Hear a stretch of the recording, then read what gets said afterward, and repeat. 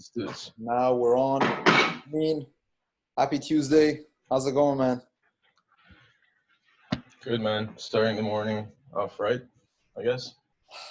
Good, good. So we recorded this before. Obviously, you were outside. Very nice background. Had to get you back inside. Um, Amin is a very good friend of mine. We studied engineering together back in U of T. We did industrial engineering together, and then he went on to do his master's in engineering psychology and more research experiences and a lot of exciting projects across the world. So we'll dive right into those as well. So what did you do after your bachelor's degree? You did your engineering psychology master's, right? I got accepted to it and then actually went on for like a working experience. It was actually my first work experience and it was abroad. It was in South Africa.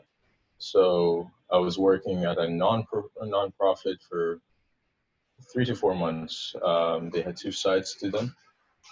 One was Innovate to Keep, which was a mentorship program for people that were underprivileged and they wanted to start their own startups in like townships and local areas of Cape Town. And I was a mentor there. While at Code for Cape Town, I was a business mentor. So we were kind of strategizing on how to change this non-for-profit model into a for-profit business that taught girls how to code in South Africa. Interesting. So the first experience in South Africa where you basically served as a mentor, and was it some sort of an accelerator where you would help the underprivileged, actually actualize their startup idea, their business ideas? Was that what it was? It was supposed to be something like that. The project was kind of on a hold. So I mostly focused on the transition parts and Code for Cape Town. But originally I was supposed to, like, there was this accelerator kind of environment that people in townships, like students uh, before high school, even, if they had this innovative idea Mm-hmm. uh, to like just start it off and bring it to life, just so they can build that entrepreneurship spirit or something like that. That's really interesting because I know in Canada there's plenty of programs that fund high school students to do these sorts of things. But then when you think about it back home, let's say, or in other countries that are less developed, these things are actually needed, right? Yeah. So that must have been a Yes. pretty good experience. It was actually why I went there. Like I wasn't supposed to go to work on the other projects, and I ended up the maximum amount of effort that I had in that basically position. I ended up building a curriculum, a year-long curriculum on innovation and entrepreneurship. So basically, students would go through a phase of creating something, a prototype from scratch, all the way to building it and testing it and user testing it in a matter of 4 months. And they would do that 3 times based on different themes. Hmm. And these themes were sponsored by industry projects or industries. People would fund whatever tax money they had to pay, and they would just get a theme on a project, and it was it was basically meant to show these kids that they have an opportunity to get hired in big industries without going through the bachelor's degree, Hmm.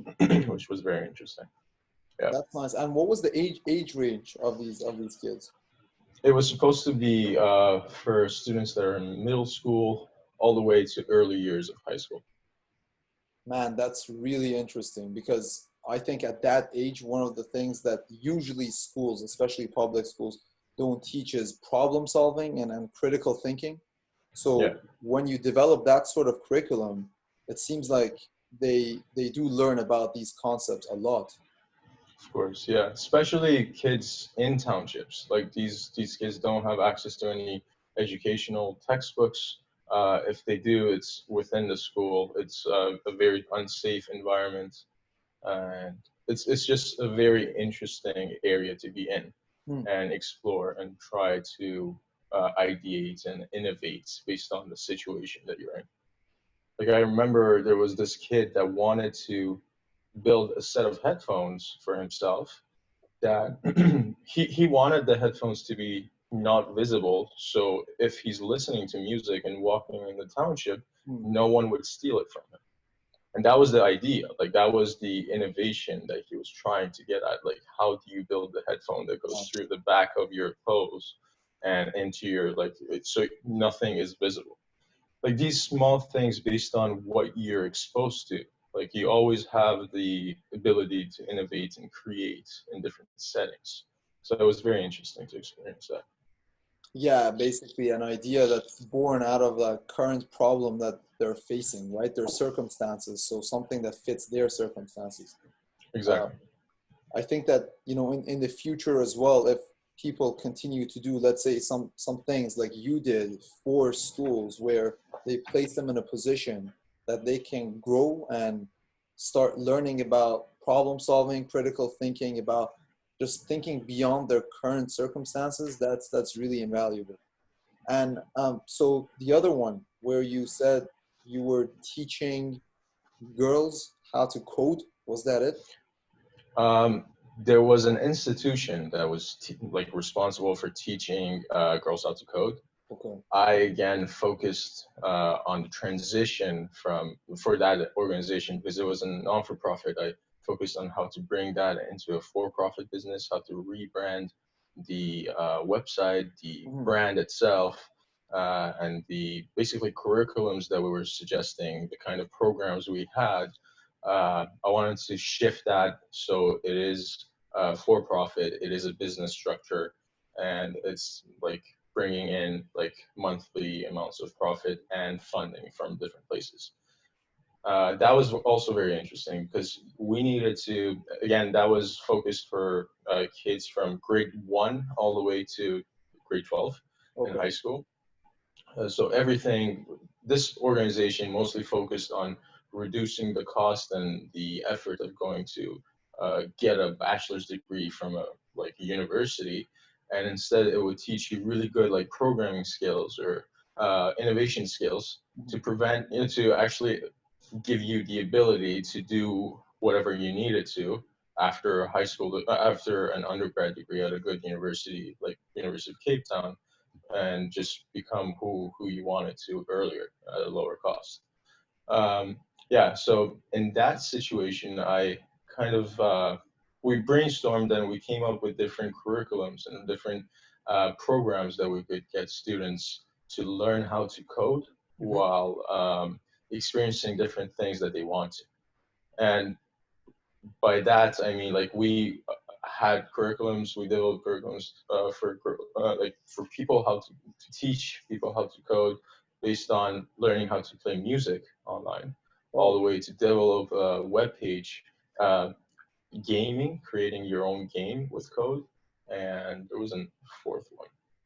I don't quite remember, but yeah. So that's basically, interesting. gamifying coding, which was Hmm. very interesting for me. That kind of facilitates learning as well when you make it fun. And it also seems Yeah, like in countries like that, as well as even like Canada, US, it seems like as we move towards the future, digital literacy becomes very important. Being able to communicate with computers. It's like when old times people used to read and write to communicate, to of get their course. way and information across. Now it's learning how to talk to a computer. So that's interesting. And what was the culture there like? Like, because you said teaching girls, so is it like um, girls are not that involved in STEM fields a lot, and that's why they were emphasizing on teaching girls? I mean, that's a common thing here too. Like girls are less interested in not STEM, but like in engineering or coding related fields. Yeah. But for there, it was mostly because the co-founder was a lady, and Mhm. she wanted to really give back to that community, and also uh, just the whole concept of schooling was pretty corrupt, in my opinion, and it is in a lot of countries. Yeah. But it was just like if you had the ability to go to a private school and spend a lot of money, you would have got a really good education. Same with the university. But if you didn't, then you were already in a path that didn't really end up to many success stories afterwards. So this organization was trying to tackle that issue, and obviously starting from somewhere, which was like learning girls how to code, and then like they expanded on having online platforms, having classes for everyone, and Mhm. it's just changed altogether. Yeah, that's really important. And like you said, school systems are corrupt. Obviously, like it's a spectrum in different countries, but overall, it still stands that most schools don't teach us the way that we're supposed to think for ourselves. What's really important: financial literacy, computer, digital literacy, critical thinking, complex problem solving. These things we don't necessarily learn within school, at least most schools. So that's really interesting. So Yes. then you went ahead and you finished that experience, and then you went to become a research assistant, or what? You I co-founded was a master's student. I was a Master. master's student at U of T. I was like TAing courses on the side too. But yeah, so master's students are basically called research assistants if you want to put it on a resume. Yeah. Interesting. So yeah, it was a year and a half journey, I guess, and yeah, I learned a lot during the time. The master's at U of T was much better than the undergrad experience for me. And yeah, it's just interesting to see another perspective of the same university. Like, Yeah. you and I spent some time at undergrad. Uh, that was completely like same building, same people, but a different perspective. Hmm. Hmm. And what about Placey? Oh, Placey was by that time it was I think done because Placey, just to give a background, was a startup that we had created, I think, second year of university. Hmm. I'm not sure. Yeah, 2015, 2014. Yes. And it was an architectural visualization firm.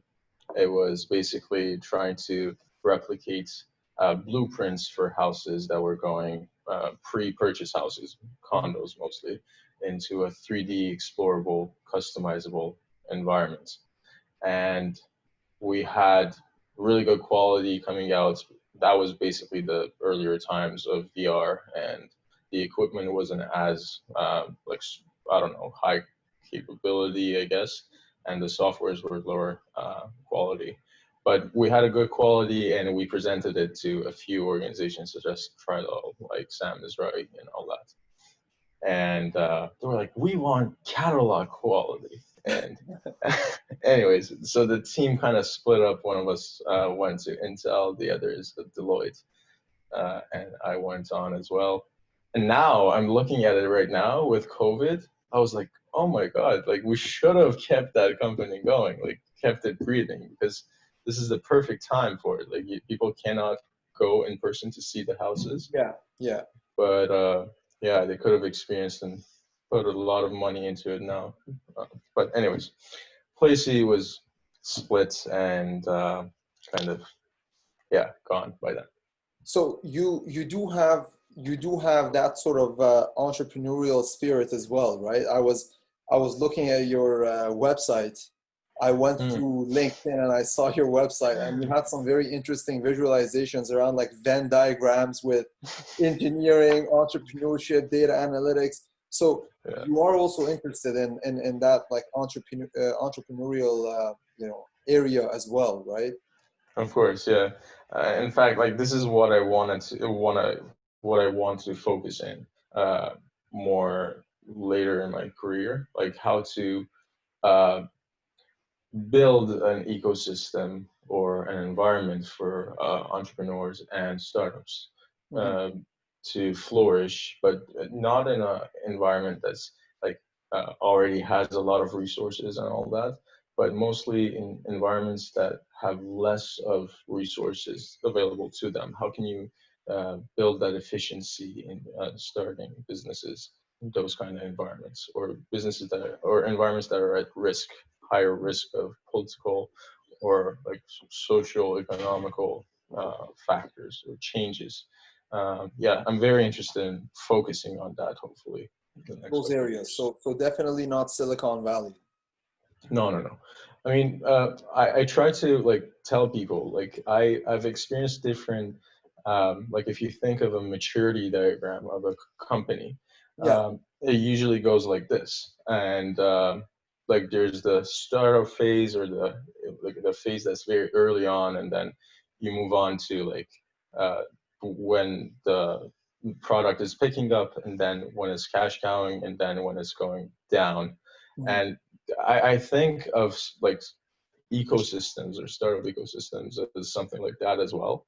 Um, if Silicon Valley is at its maturity level, kind of experienced that. I spent some time there, although short. But again, in South Africa, it was like where it was just picking up Mhm. things. In Cape Town was a environment that things were picking up, and I think Toronto is somewhere that's already more of a like hitting the maturity stage, but Right. not quite there yet. Yeah, but I really want to focus on the first step, like all the way to the Yeah. beginning. So how to start something from scratch and build an environment that you could like plant the seed for these kind of startups. And hopefully in the next couple of years, that's where I'll be.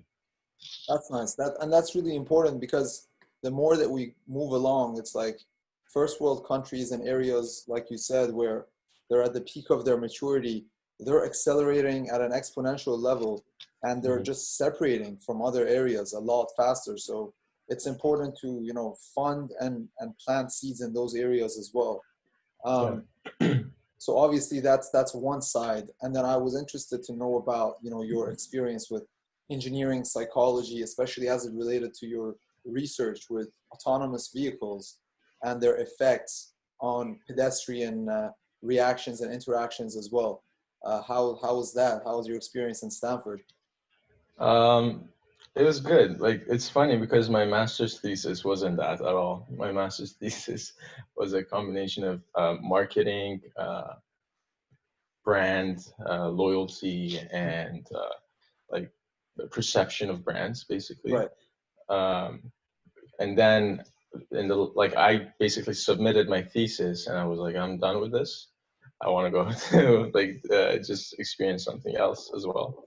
And then I got into Stanford, like for like a couple of months. Your thesis was about like brand awareness and the effect that it has on customers, right? Like Yeah, brands and products and services and how they affect customer perception, right? yeah, it was service quality and its effect on brand perception. It was a project like funded by TELUS, and they wanted to see how people behave or react to different quality of service using their services, and then how that leads to brand loyalty, willingness to pay, and all that. But yeah, the last couple of months I was at Stanford, it was focusing on basically the interaction between pedestrians and autonomous vehicles, and this was mostly from the pedestrian's point of view, and with the purpose of how to find the most optimal stopping profile for these autonomous vehicles when they're coming close to a crosswalk or a pathway. Stopping profile, right? Okay. Yeah, stopping profile basically, uh, in simpler words, is how fast or how what's the deceleration rate that's most appropriate for Hmm. a car to stop, and what's the distance to the pedestrian that's indicating like for the to the pedestrian that the car would stop, and is communicating that you could go ahead and walk in front of the Interesting. car. Okay. Yeah. That's really important. I saw recently a Tesla had an accident in the highway and it didn't stop and it hit a truck that was like upside down or something. And Yeah. I was wondering when you do these sorts of things, because this is obviously going to be more and more important in the future. Just think about like a Tesla in Tehran, Oh, self-driving. bro. Yeah. That's like I'm thinking about it. I don't know how it's gonna work, but are you are you guys also looking, or did you guys also look into, let's say, weather conditions, different driving cultures, that like what sorts of variables or factors would affect the end output, which was, okay, let's say deceleration rate or whatever? What were the things Yeah. you considered? Um, my research was very specific because it was a very short amount of time, Yeah. and I wanted to basically but come up with a new methodology for replicating that kind of research, mostly than the research itself. But it was very interesting. Like what you're saying is basically what got me interested in the lab in the first place. Hmm. Because I was reading a few papers, and they had this paper that went like Vamos was the uh, like journal paper. Like the topic started with that. I mean the name, and it was basically comparing different cultures, pedestrian cultures, Hmm. from Silicon Valley to a place in Mexico, Mexico City, and how people basically behave or react to autonomous vehicles in those different kind of countries or different kind of places.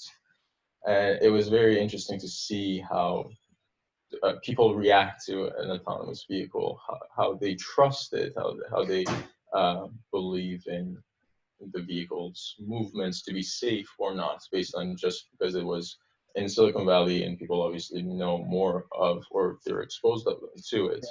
more often compared to Mexico City, which is more similar to Tehran, I guess. Mexico City, yeah, yeah. It's the population is a lot higher as well. Yeah, So, but that's interesting because this is very much in line with where, again, we're going in the future, where you're not only going to have cars and autonomous vehicles that are going to interact with humans, but also different objects that are starting to become automated and connecting yeah, them to, let's say, IoT, developing different sorts of like sensors for every object that's nearby, and how that communicates. And then we also have some sort of privacy factor that comes into play as well, right? So yeah. all of these things, where do you see yourself playing your role, if you want to do that in the future with respect to these things?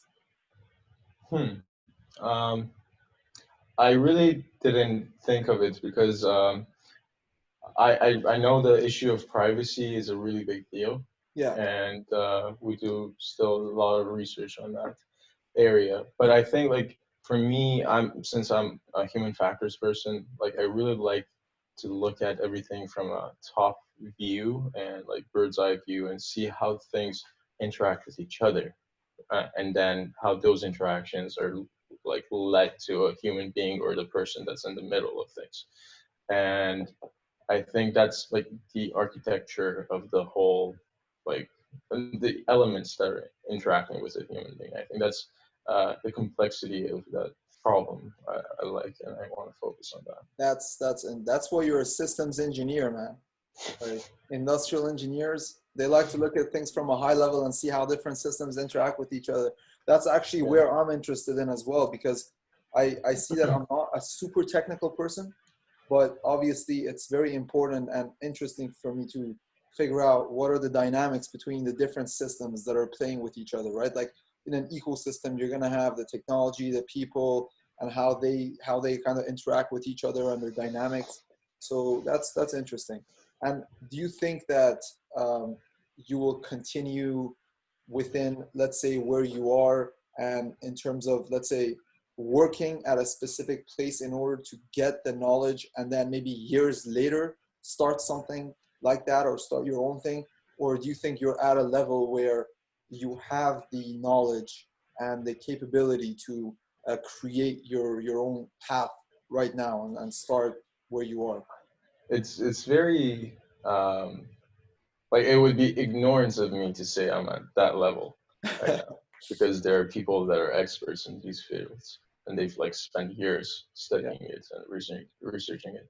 But I really think that I'm capable of adding like building blocks to building this solution. Yeah. And I think it's not a one man thing. I think a lot of people have to come to these solutions with different backgrounds, like psychologists, social scientists, For sure. because these are very complex solutions, and they need to have different people from different backgrounds. And a person with an engineering background that knows the interaction between systems is also very helpful. Interesting. Yeah, you're right. It's very interdisciplinary, right? You have people from different disciplines that need to collaborate. You need to create that synergy. Yeah. And obviously now you work at Google. I checked your LinkedIn. It was like a black box. No one knows what you're doing there. You're not allowed to speak about it. But that must be a very interesting experience, right? It is, and we get to explore a lot of things around like the issues of privacy, issues of distraction while using like the softwares that we use.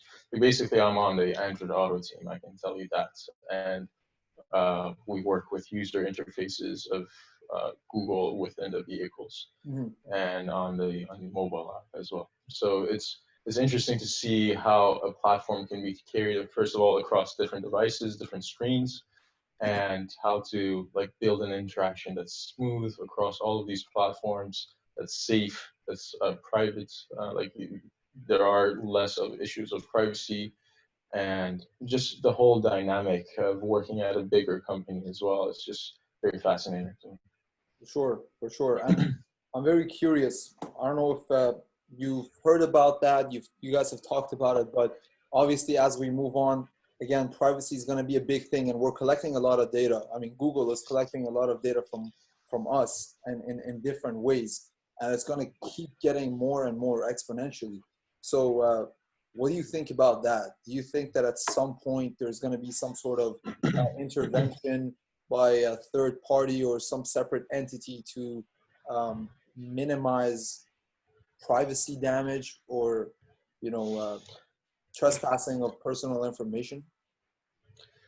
The thing is, yeah, I agree that these companies, not necessarily Google, a lot of companies are taking a lot of data, like Yeah, even application, like people that are building applications, mobile apps, they're collecting so much of your data that you don't know of. The thing is how much of that data is actually coming back to you in terms of service, how much of it you're actually using and it's benefiting you, and whether your data is being leaked or abused. You know, that's a different topic altogether. yeah, And a lot of people are actually really comfortable giving data for the hope or benefits of having a better service come back to them, which is interesting to me. I I would like we had a discussion the other day. Actually, I would want to pay like a software or a service provider to actually put in noise in my data, so it's not tailored to me. Because obviously, if you're tailored, you're always getting the most targeted. Like I don't know, advertisements or yeah, the data coming to you that's related to you. But I really don't want that. yeah, But yeah, a lot of people are actually comfortable doing that, and that's interesting. I don't think we would see a huge change in the next couple of years, but further down the road, there would be reasons for a change, and I would be supportive of it personally. hmm that's interesting. I was listening to a talk by Yuval Noah Hariri, like the Mm, author of *Sapiens*, and he was actually giving the talk at Google, and he was talking about how at some point when technology intersects with the biotech industry, where we're going to start having, let's say, chips measuring different chemicals in our bodies, or identifying different cancer cells, or identifying cancer at an early stage where yeah, it's still not dangerous. These things will happen, and that's exciting. Like, for example, our health becoming a lot better.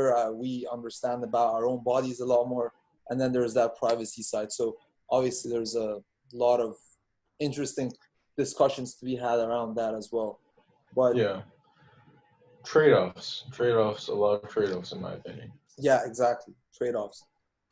Do you have any closing remarks? Anything else that you wanted to talk about, and your experiences outside of it, the weather, COVID? Um, Not really my experiences. I'm just trying to think. I know I you're wanna. I know you really Yeah. appreciate. Sorry, go ahead. Go ahead. No. I'm listening. I was gonna say, I know you really appreciate, and I see eye to eye with you on that, on building a community where ideas and talks and discussions are had around are had around like entrepreneurship, technology, around different topics, right? And Yeah. I definitely see eye to eye with that, and just wanted to say that that's a very interesting thought as well. Yeah. My thinking is that there should always be a community around things, a community of people that are uh, usually supportive of a similar idea and are like basically putting effort to maintain that culture or Mm. discussion going. And for that, I think it's not a closing remark, but it's just a food for thought. How can we build that community around people that we already have? Because one thing that I was talking to a person about recently, he's an expert in ecosystem, entrepreneurship ecosystem building, and he studies it at Berkeley.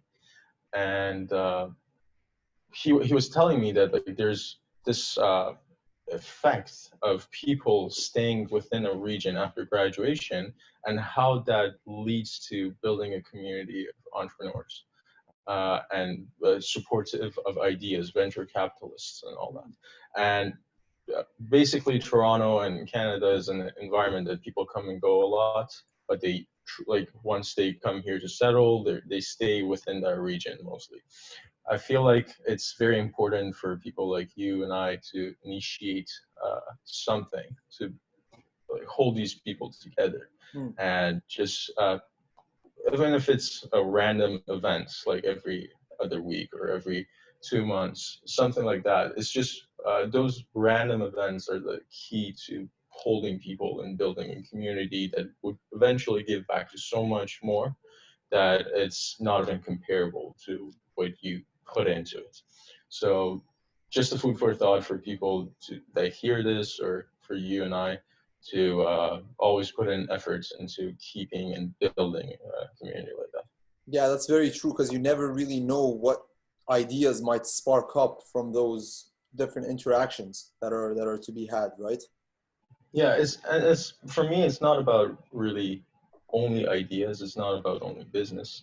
It's mostly about the social elements of it too, because there's so many things that you want to spend time with like-minded individuals like yourself, and that itself, like when you're in a healthy space mentally and emotionally, things would come to you. Like you don't need to like necessarily ideate with someone or Yeah. like want to meet like similar minded people or people that are in the same field, but just being mostly on the top, like feeling good Yeah. really opens up a lot of Energy things. attracts good Yeah, energy, right?